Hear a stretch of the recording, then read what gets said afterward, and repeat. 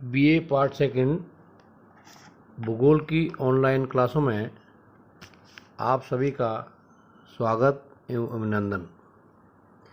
BA part second में द्वितीय paper के रूप में राजस्थान का भूगोल पढ़ाया जाता है, जिसके अंतर्गत प्रथम यूनिट में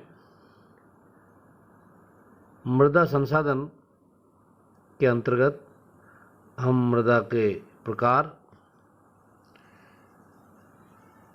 अपरदन, उसके संरक्षण के उपाय तथा उसकी विभिन्न समस्याओं की चर्चा करेंगे। मृदा संसाधन के इस चैप्टर के अंतर्गत हम मृदाओं के विभिन्न प्रकारों की चर्चा करेंगे। भूपृष्ठ की सबसे ऊपरी परत जो पौधों को उगने व बढ़ने के लिए जीवाश्म तथा खनिजाश्म प्रदान करती है, मृदा या मिट्टी कहलाती है। मिट्टी मानव संस्कृति व सभ्यता की जननी है तथा मिट्टी की गुणवत्ता ने मानव समाज को सर्वाधिक प्रभावित किया है। मृदाएं किसी भी प्रदेश की आधारभूत प्राकृतिक नवकरणीय जैव संपत्ति होती है, जिसकी पूर्ति खाद व उर्वरक डालकर की जा सकती है।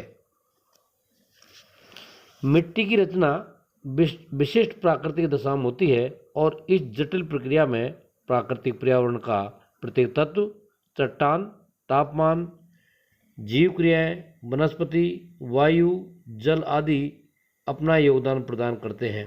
मिट्टी की उपयोगिता प्रत्येक राष्ट्र, देश, राज्य व एक छोटे से छोटे स्थान के लिए भी होती है, क्योंकि मिट्टी ही फसलों, चारे, प्राकृतिक वनस्पति आदि की जननी है। इस प्रकार उपजाऊ मिट्टी राज्य की अमूल्य संपदा है, जिस पर उसकी समृद्धि व संपूर्ण कृषि उत्पादन निर्भर करता है। कृषि उत्पादित राज्य हेतु मिट्टी का उपजाऊ होना अति आवश्यक है। राजस्थान भी एक कृषि प्रधान राज्य है। यहाँ की मिट्टियों का उपजाऊ होना भी अति आवश्यक है, परंतु यहाँ अधिकांश क्षेत्र में उपजाऊ मिट्टियों का अभाव पाया जाता है। राजस्थान के मिट्टी के उपजाऊ होने के लिए उसमें पर्याप्त मात्रा में जीवाश्म, खनिजाश्म तथा वनस्पति अंश होने चाहिए। ये सभी मिलकर ही भूमि को उर्वरा शक्ति प्रदान करते हैं।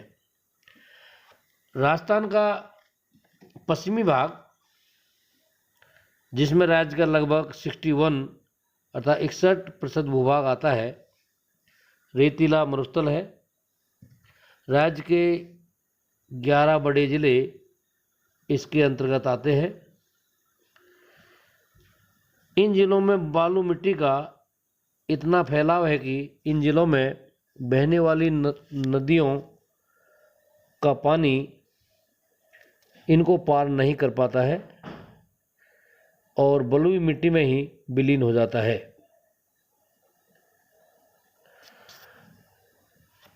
राज्य के पूर्वी और दक्षिणी पूर्वी भाग में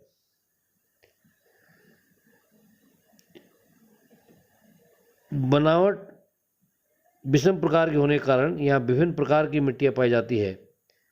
राज्य में मिट्टियों की उर्वरता पश्चिम से पूर्व की ओर बढ़ जाती है। अरावली श्रेणी के पूर्वी भाग में लेटेराइट, लाल, दोमट, कछारी या काली आदि मिट्टियाँ अलग अलग स्थानों में पाई जाती है। राजस्थान की मिट्टियों को अगर हम सूक्ष्म दृष्टि से देखते हैं तो यहाँ 9 प्रकार की मिट्टी पाई जाती है। राज्य में पाई जाने वाली मिट्टियों को उसकी प्रधानता, उपलब्धता व विशेषता तथा कृषिगत उर्वरता के आधार पर 9 भागों में बांटा गया है, जो निम्न प्रकार है। नंबर 1 रेतीली मिट्टी, नंबर 2 भूरी और रेतीली मिट्टी, नंबर 3 लाल और पीली मिट्टी, नंबर 4 लाल लोमी मिट्टी, 5 नंबर पर मिश्रित लाल और काली मिट्टी, छठे नंबर पर मध्यम काली मिट्टी, 7वें नंबर पर कापी मिट्टी, 8वें नंबर पर भूरी रेतीली कचारी मिट्टी तथा 9वें नंबर पर लवणीय मिट्टी पाई जाती है। नंबर 1 पर रेतीली मिट्टी या रेतीली मृदा। रेतीली मृदा अधिकतर उन भागों में पाई जाती है जहां वर्षा बहुत कम होती है। राजस्थान के पश्चिमी भाग में जहां थार के मरुस्थल का विस्तार है, अधिकतर रेतीली मृदा ही पाई जाती है। राजस्थान के पश्चिमी मरुप्रदेश में इस मिट्टी की प्रधानता है।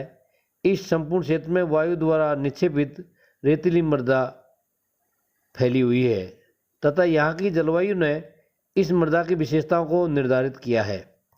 पश्चिमी राजस्थान की मृदाएं मुख्यतः इसी प्रकार की है और यही इस प्रदेश में बालू का स्तूपों का निर्माण करती है।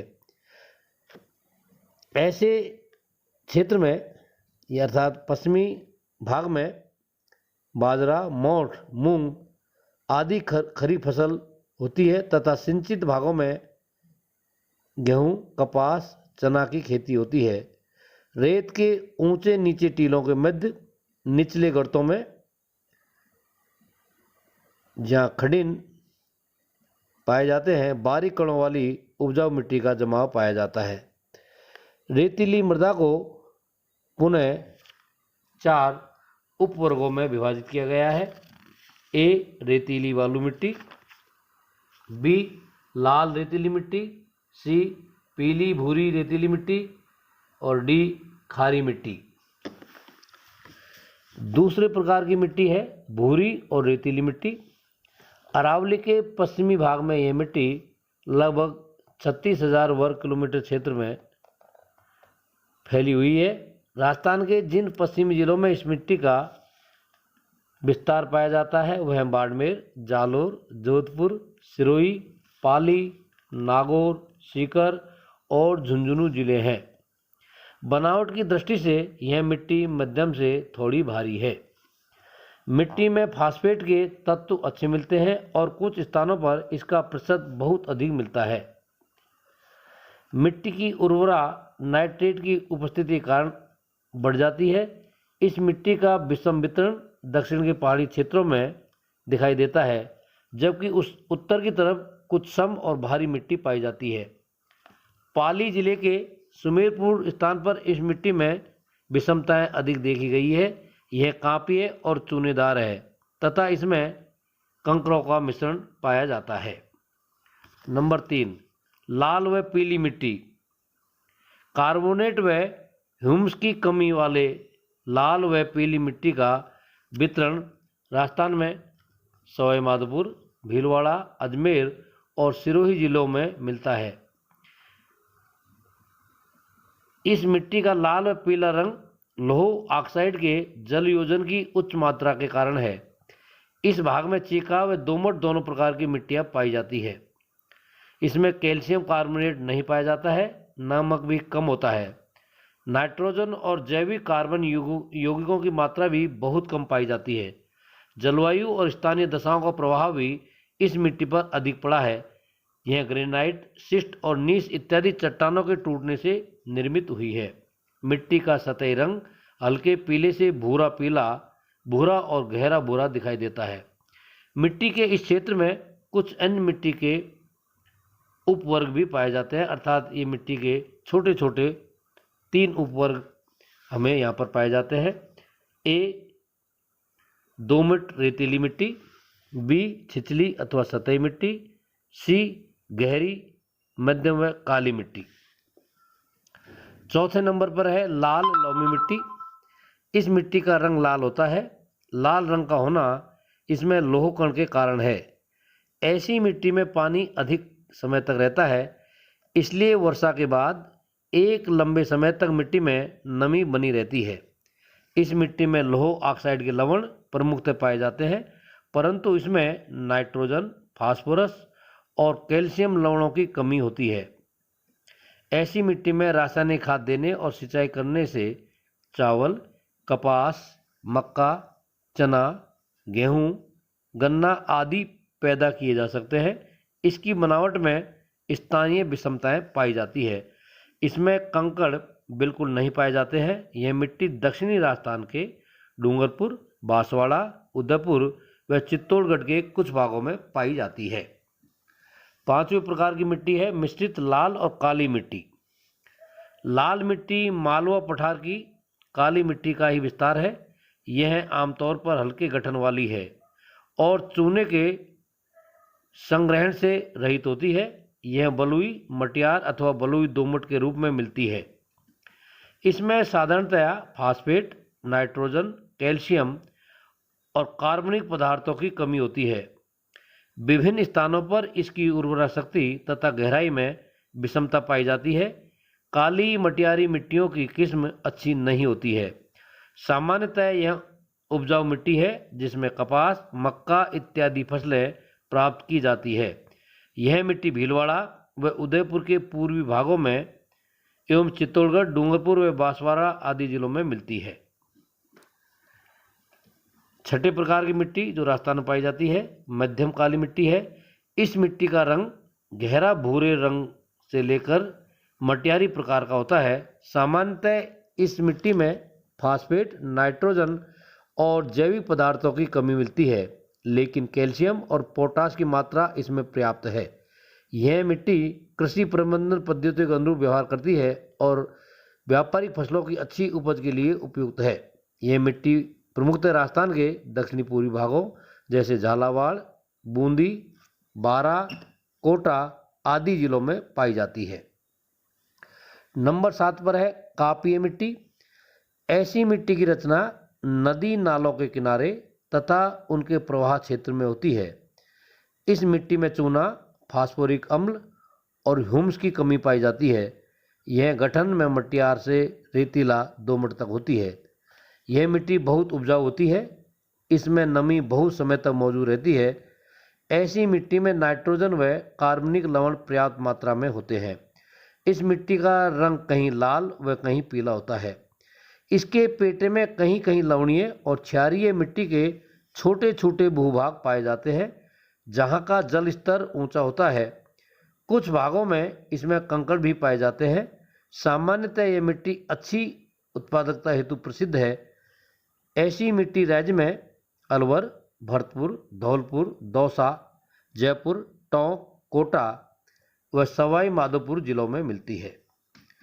8वें प्रकार की मिट्टी है भूरी रेतीली कछारी मिट्टी। इस मिट्टी का रंग सामान्यतः कुछ ललाई व भूरापन लिए हुए होता है। इसमें चूना, फास्फोरस व ह्यूमस की कमी पाई जाती है। इस मिट्टी का विस्तार राज्य के गंगानगर जिले का मध्य भाग, अलवर व भरतपुर का उत्तरी भाग के अंतर्गत यह मिट्टी पाई जाती है। गंगानगर व अलवर जिले में इसका रंग कुछ ललाई व भूरापन लिए हुए होता है। क्योंकि यह मिट्टी नदियों द्वारा लाई गई है इसलिए यह उपजाऊ है। अतः यहाँ राज्य की व्यावसायिक व खाद्यान्न फसलें उगाई जाती है, जिसका प्रत्यक्ष उदाहरण गंगानगर जिले में बड़े पैमाने पर कपास व गेहूं की खेती का होना है। 9वें प्रकार की मिट्टी है लवणीय मिट्टी। ऐसी मिट्टी में क्षारीय लवण तत्वों की मात्रा अधिक होती है। लवणों का जमाव अधिक सिंचाई करने से भी हो जाता है, जैसा राजस्थान के उत्तरी पूर्वी जिलों में पाया जाता है। लवणीय जमाव वाली मिट्टी पूर्णतः अनुपजाऊ होती है। इसमें केवल बरसाती घास व झाड़ियाँ ही उग पाती है। लवणीय मिट्टी के अधिकांश क्षेत्र पश्चिमी राजस्थान में बाड़मेर व जालोर जिलों में पाए जाते हैं। राजस्थान की मिट्टियों के प्रथम भाग के अंतर्गत हम राजस्थान की मिट्टियों के प्रकार की चर्चा कर चुके हैं। अगले क्लास के अंतर्गत हम राजस्थान की मिट्टियों के अपरदन के कारण, मृदा संरक्षण के उपाय और राजस्थान की मिट्टियों की समस्याओं की चर्चा करेंगे। जैसा कि आप सभी को विदित है, वर्तमान समय में न केवल राजस्थान में बल्कि संपूर्ण देश और विश्व में कोरोना महामारी फैली हुई है। इसके बचाव के लिए हमें सैनिटाइज से हाथ धोते रहना चाहिए। जब भी हम बाहर जाएं, घर आकर हम जो है हाथों को सैनिटाइज करें। बहुत आवश्यक कार्य होने पर ही घर से बाहर निकलें तथा 2 गज की दूरी हमेशा बनाए रखें। वर्तमान समय में मार्च से लेकर सितंबर तक, आज सितंबर तक लगभग सभी शिक्षण संस्थाएं बंद है। छात्रों की पढ़ाई बाधित ना हो, इसी को ध्यान में रखते हुए महाविद्यालय स्तर पर ऑनलाइन क्लासों के माध्यम से पढ़ाया जा रहा है तथा पीडीएफ के माध्यम से नोट्स उपलब्ध कराए जा रहे हैं। अतः सभी छात्र छात्राओं से अनुरोध है कि वो पीडीएफ से उपलब्ध कराए गए नोट्सों से तथा ऑनलाइन क्लासों से अपना अध्ययन जारी रखें ताकि 2021 में होने वाली परीक्षाओं में आप जो है बेहतर तैयारी